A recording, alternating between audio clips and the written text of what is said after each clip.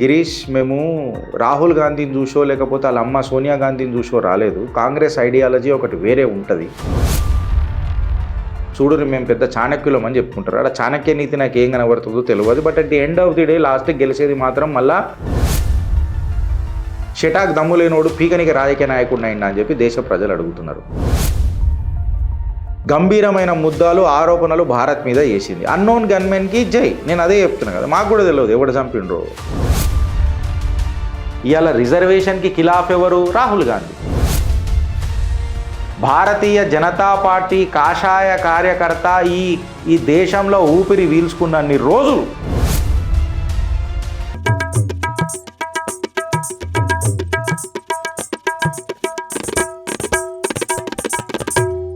నిన్న రాహుల్ గాంధీ వైఖరి పైన యోగి ఆదిత్యనాథ్ గారు టిప్పణీ చేసిండ్రు.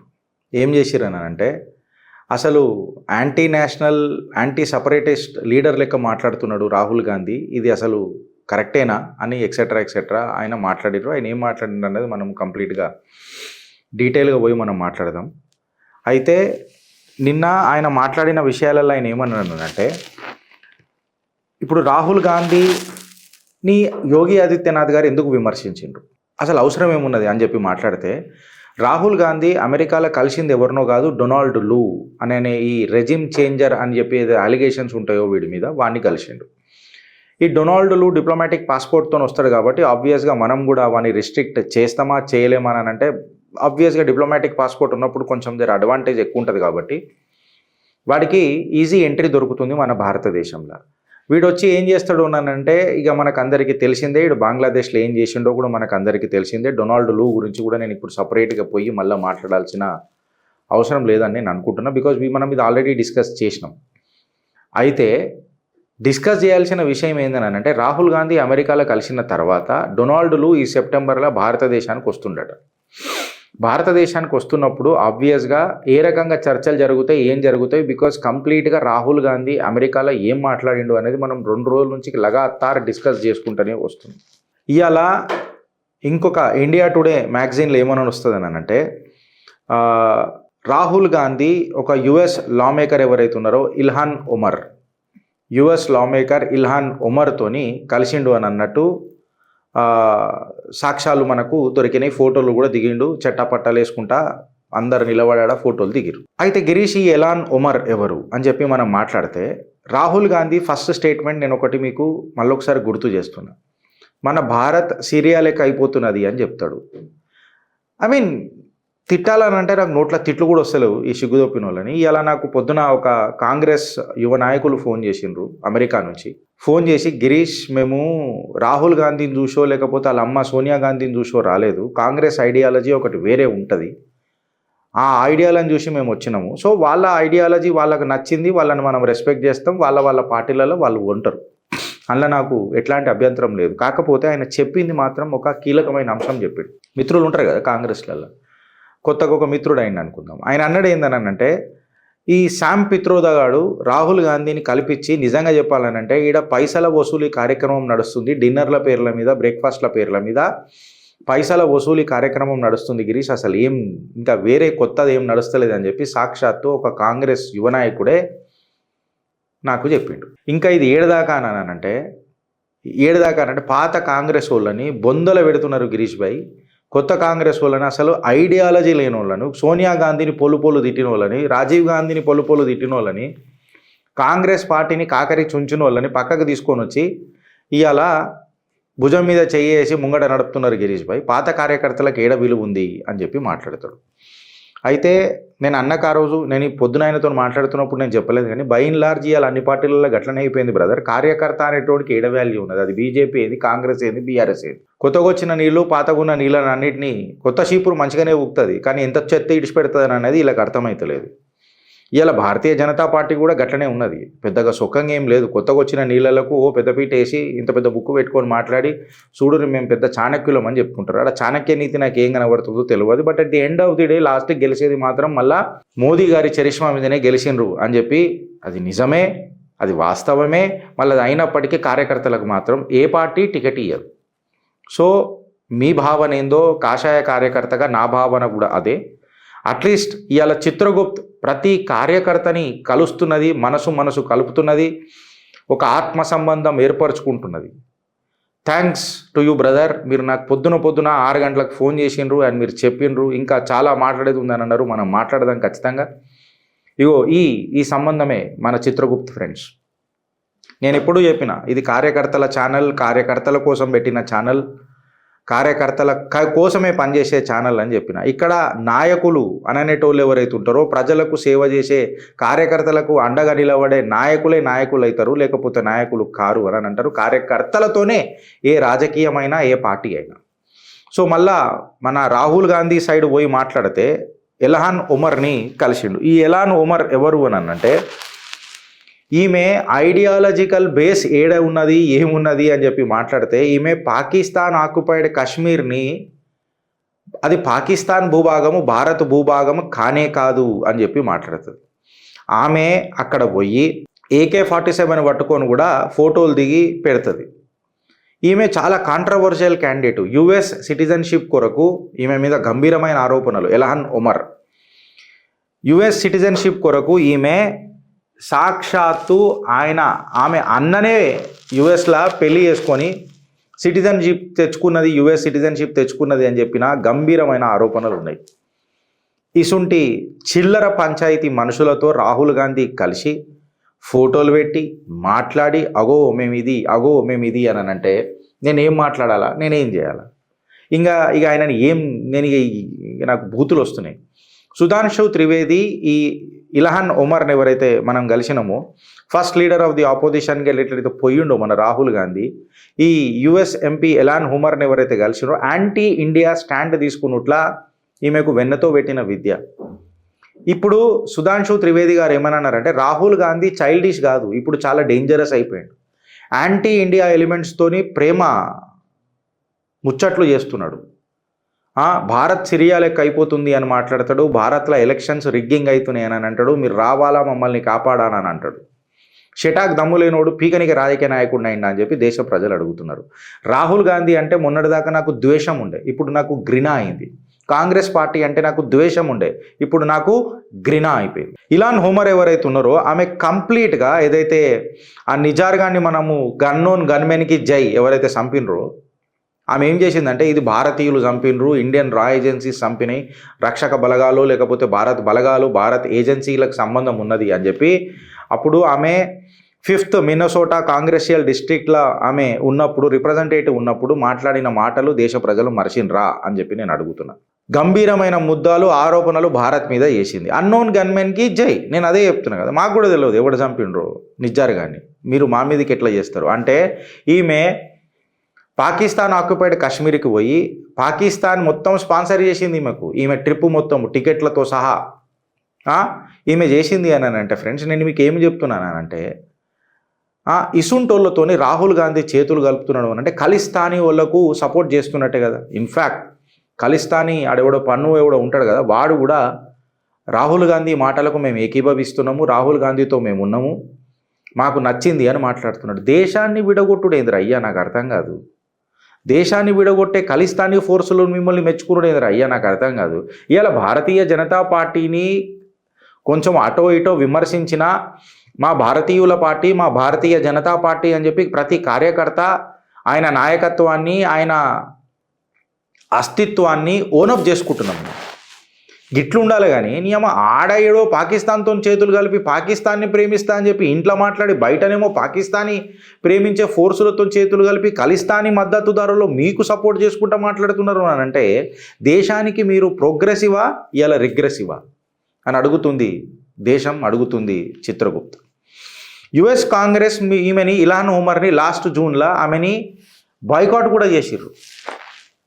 వెనుకటికి ఆమెను బాయ్కాట్ కూడా చేసిర్రు. ప్రధానమంత్రి నరేంద్ర దామోదర్ దాస్ మోదీ గారు US పర్యటనలప్పుడు repressing religious minorities in India అని చెప్పి ఒక స్లోగన్ పెట్టి, కథనం పెట్టి, పెద్ద ఒక ర్యాలీ కూడా తీయనికి ప్రయత్నం చేసింది ఎల్హాన్ ఉమర్. ఇక పాకిస్తాన్ ఆక్యుపైడ్ కాశ్మీర్కి పోయిన సంగతి నేను మీకు ముందే చెప్పిన. ఇవన్నీ పోయిన తర్వాత ఇంకా రాహుల్ గాంధీని మనము పెంచి పోషిద్దామని అంటే నేనేమనాలి. అందుకే ఉపయోగి దేశ యోగి ఉత్తరప్రదేశ్ ముఖ్యమంత్రి యోగి ఆదిత్యనాథ్ గారు ఏమన్నారనంటే, అసలు రాహుల్ గాంధీ అనే వ్యక్తి యాంటీ సపరెస్ట్ గ్రూప్లతోని ఇంత దోస్తానా ఎందుకు చేస్తున్నాడు అని చెప్పి మాట్లాడాడు. ఇవాళ ఇండియా అలయన్స్ అనేది ఒక యాంటీ నేషనల్ కాన్ఫరెన్స్ అయిపోయింది భారతదేశంలో అని చెప్పి ఇండైరెక్ట్గా రాహుల్ ఇలా కాంగ్రెస్ కార్యకర్తలను నేను ఒక చిన్న ప్రశ్న వేస్తున్నా.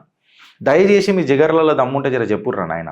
నేనేమంటున్నా అంటే ఒక క్వశ్చన్ ఆడ నడుస్తుంది, రష్యా యూక్రెయిన్ వార్ మీద మీ స్పందన ఏంది అని అనగానే మనోడికి ఆ ఫీడ్ అది ఫీడ్ చేసి పెట్టరు, ఆ చిప్పు పెట్టరు కదా నెత్తిలా, పెట్టినా మనోడికి అర్థం కాదు కదా. మనోడు ఏం చేస్తాడంటే డైరెక్ట్గా యూటర్న్ కొట్టేసి మనం ఎంపవర్మెంటు మన అది ఇట్లాంటి డైవర్జెంట్ టాక్టిక్స్, చైనా ఇంత మ్యానుఫ్యాక్చరింగ్ మీద మాట్లాడిండు, ఇట్లా డైవర్జెంట్ టాక్టిక్స్ చేస్తాడు. ఇప్పుడు తెలుసు కదా రేవంత్ రెడ్డి గారు కూడా గదే చేస్తాడు, ఇట్లా డైవర్జెంట్ టాక్టిక్స్ కొట్టి చేస్తాడు. ఇప్పుడు రష్యా యూక్రెయిన్ మీద ఏం మాట్లాడతాడు, మళ్ళీ రిజర్వేషన్స్ పైన ఏంది మీ రిజర్వేషన్స్ ఎప్పటి కుంచుతారా అని చెప్పి అక్కడ ఉన్న విలేకరో లేకపోతే ఎవరో మాట్లాడితే రాహుల్ గాంధీ ఏమన్నానంటే ఎప్పుడైతే అందరికీ సమానత్వం వచ్చేస్తుందో సామాజిక న్యాయం దొరికి రిజర్వేషన్స్ ఎత్తేస్తా. సామాజిక న్యాయం వచ్చేది ఎట్లా? నువ్వు విడగొడుతూనే ఉంటావు కదా దరిద్రుడా, నువ్వు విడగొడుతూనే ఉంటావు, నీకు సామాజిక న్యాయం ఎట్లొస్తుంది? అంటే ఇవాళ రిజర్వేషన్కి ఖిలాఫ్ ఎవరు? రాహుల్ గాంధీ. అది యోగి ఆదిత్యనాథ్ గారు ఇండైరెక్ట్గా చెప్పారు. డైరెక్ట్గా నేను ఇప్పుడు డైరెక్ట్ అంటున్నా, రిజర్వేషన్స్కి ఖిలాఫ్ ఇవాళ భారతీయ జనతా పార్టీ కాదు, ఆయన మాట్లాడిన మాటలే, రాహుల్ గాంధీ మాట్లాడిన మాటలే. ఎవడన్నా కాంగ్రెస్ వాడు దీన్ని వ్యతిరేకిస్తే కాకరించి ఉంచుతారు ఇవాళ నోట్లలో మీకు. హుడ్డా ఆయననే డైరెక్ట్ అన్నాడు ఏందనంటే, అగో ఇవాళ మా రాహుల్ గాంధీ మాట్లాడేసిండు, వెనకటికి నెహ్రూ కూడా రిజర్వేషన్లు వద్దనని చెప్పి ఆయన స్లోగన్ కూడా తీసుకున్నాడు. ఇండియా అలయన్స్ వాళ్ళు మిమ్మల్ని కాకరించి ఉంచుతున్నారు నోట్లల్లో.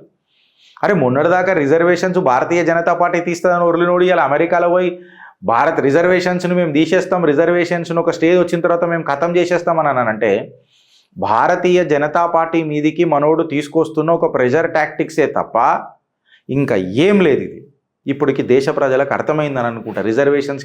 అరే నేను మాట్లాడాడు కాదు, సాక్షాత్తు మాయావతి కూడా ట్వీట్ చేసింది నిన్న. మాయావతి కూడా ట్వీట్ చేసి రాహుల్ గాంధీని ఉత్కారేసింది. దీనికి ఏం సంబంధం చెప్తారు చెప్పురు నాకరా అని అంటున్నా. యోగి ఆదిత్యనాథ్ గారు ఇంకొక మాట అన్నారు, ఏమన్నానంటే రాహుల్ గాంధీ ఏం మాట్లాడుకున్నా పెద్ద ఫరక్ పడదే జాతి గాంధీ. నేను కూడా చెప్తున్నా, ఒక కాషాయ కార్యకర్త లెక్క పొగరుతో చెప్తున్నా, జాతి గాంధీ నువ్వు ఫస్ట్ నేను యోగి ఆదిత్యనాథ్ గారు ఏమన్నారో చెప్తా. ఆ మహానుభావుడు చెప్పిన మాటలు అయితే చెప్పాలి కదా. ఫస్ట్ యోగి ఆదిత్యనాథ్ గారు ఏమన్నారంటే రాహుల్ గాంధీ ఎన్ని పిచ్చిగంతులు వేసుకున్నా కానీ భారతీయ జనతా పార్టీ కాషాయ కార్యకర్త ఈ దేశంలో ఊపిరి వీల్చుకున్నన్ని రోజులు నీ అడ్డమైన ఆలోచనలు, దేశం మీద విషం బీజాలు నాటే ఆచరణకు దిశగా నడిచే ఆలోచనలు నడవయి. మా కట్టర్ కాషాయ కార్యకర్తలు ఉన్నన్ని రోజులు నీ డివైజివ్ పాలిటిక్స్ ఏవైతే ఉంటాయో అవి నడవయి అని చెప్పి యోగి ఆదిత్యనాథ్ గారు చెప్పారు.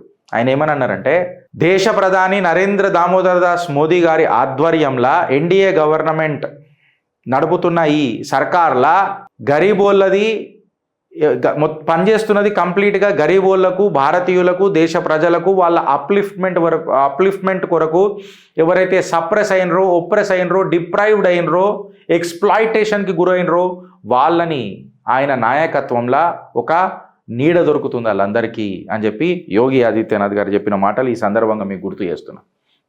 ఆయన ఇంకొకటి ఏమని అన్నాడు, భారత సిరియా లెక్క అయిపోతుంది అని అంటే అట్లెట్లా అయిపోతుంది రాబాయ్, అట్లెట్లా అయిపోతుంది అని అంటున్నా. లఖనౌకి ఒకసారి మళ్ళీ నీకు తెలుస్తుంది బుల్డోజర్ ఎట్లుంటుందో, ఆడ ఖతర్నాక్ చూపిస్తాడు, మళ్ళీ ఎవడెవడికి ఎట్లెట్లా సిరియా ఉంటుందో చూపిస్తాడు. సిరియా కాదు కదా, ఇక వద్దులే, ఇక నేను ఇక మాట్లాడదలుచుకోలే. యోగి ఆదిత్యనాథ్ గారు ఆయన మాటలకి నేను ఎగ్జాగరేట్ చేయదలుచుకోలే. ఇవాళ మనోడు డొనాల్డ్ లూని కలిసి సమ్అప్ చేయనికే జార్జ్ టౌన్ యూనివర్సిటీ అక్కడ పోయి స్టూడెంట్ ఇనిషియలీ జార్జ్ టౌన్ యూనివర్సిటీలో విద్యార్థులతో మాట్లాడుకుంటా కాంగ్రెస్ లీడర్ ఆఫ్ అపోజిషన్ మన రాహుల్ గాంధీ రిజర్వేషన్స్ ఎప్పుడైతే ఫేర్ అయిపోతాయో దాన్ని నేను తీసేస్తా అని చెప్పి మాట్లాడడము, రిజర్వేషన్స్ మీద యూటర్న్ కొట్టుడు. ఇవాళ అలా పూలు వాళ్ళ చాచా మాటలు కూడా గుర్తొస్తున్నది. హుడ్డా కూడా ఇదే ముచ్చట మాట్లాడుంటే రిజర్వేషన్స్కి ఎవరికి ఖిలాఫ్. మాయావతి కూడా దీని మీద బగావత్ తెలిపింది ఇండియా అలయన్స్కి. ఇదంతా కథ పక్కకు పెడితే నేను ఒక ముచ్చట అడుగుతున్న ఫ్రెండ్స్, వీళ్ళని ఈ సిగ్గుదప్పిన కాంగ్రెస్ వాళ్ళని ఇలా నోట్లలో మన్నోవాడా నేను తిడతా, బరాబర్ తిడతా మీ కాంగ్రెస్ వాళ్ళని. వీళ్ళు ఫేక్ గాంధీ. ఈ ఫేక్ గాంధీలకు గాంధీ అనే పేరిచ్చిన ఫిరోజ్ గాంధీ ఆయన పేర్ల గాంధీ గారి సిద్ధాంతాలు నమ్మి ఆయన పేర్ల గాంధీ అని పెట్టుకున్న మనిషి 8th సెప్టెంబర్ రోజు ఆయన జన్మదినం ఉన్నప్పుడు ఒక్కోడన్నా భారతదేశంలో దాన్ని సెలబ్రేట్ చేసిర్రా? వీళ్ళకు రాజకీయం అని అంటే నెహ్రూ కాడికని షురువు అవుతుంది. మళ్ళా ఫిరోజ్ గాంధీ, సాక్షాత్తు గాంధీ అనే పేరు ఇందిరా ప్రియదర్శిని నుంచి ఇందిరా గాంధీకి మారింది అని అంటే అది ఫిరోజ్ గాంధీ పుణ్యం కదా? మళ్ళీ ఆయన బర్త్డే కాంగ్రెస్ వాళ్ళు చేసుకోవాల్సిన అవసరం లేదా? ఇందిరాగాంధీ గారి సొంత ఇక మళ్ళా నేను ఏమనాలి? ఇక మళ్ళా సిగ్గులు శరాలు ఉన్నాయి మీకని అంటున్నా. అంటే వీళ్ళ కుటుంబం అని అనేది సొంత వాళ్ళు మొగుళ్ళు ఉండని, కొడుకులు ఉండని, పిల్లలు ఉండని, ఎవరని ఉండని వీళ్ళ కుటుంబము వీళ్ళు డిసైడ్ చేసిన వాళ్ళే గాంధీలు. అసలైన సిసలైన గాంధీని పక్కకు పెట్టిరు వీళ్ళు. అసలైన ఫేక్ గాంధీ వాళ్ళందరూ చలామణి అవుతున్నారు. ఇక్కడ ప్రాబ్లం ఆడొచ్చింది నాకు. మళ్ళీ Firoz Gandhi birthday 8th September రోజు ఉండే. మళ్ళీ మీరు ఎందుకు దాన్ని ఘనంగా ఎందుకు దాన్ని చేసుకోలేదురా బాయ్? నేను అడుగుతున్నా. యుక్రెయిన్ రష్యా మీద మాట్లాడంగానే చైనా ఎంపవర్మెంట్ అని మాట్లాడతాడు సిగ్గు తప్పినోడు రాహుల్ గాంధీ.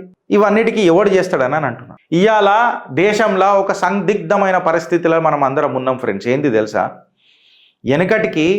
వెనకటికి ఇలా నాయనమ్మ, ఇలా ముత్తాత, కొంచెమో గొప్పనో ఇలా నాయన నీతి అనే సబ్జెక్టు మీద అప్పుడు దేశ ప్రజలు కొట్లాడినరు. కాంగ్రెస్ కా నీతి క్యా హై, కాంగ్రెస్ కా నీతి క్యా హై, ఏ దేశ్ కే ఖిలాఫ్ హే క్యా యా దేశ్ కే హిత్ మే హే క్యా అని చెప్పి కొట్లాడినరు.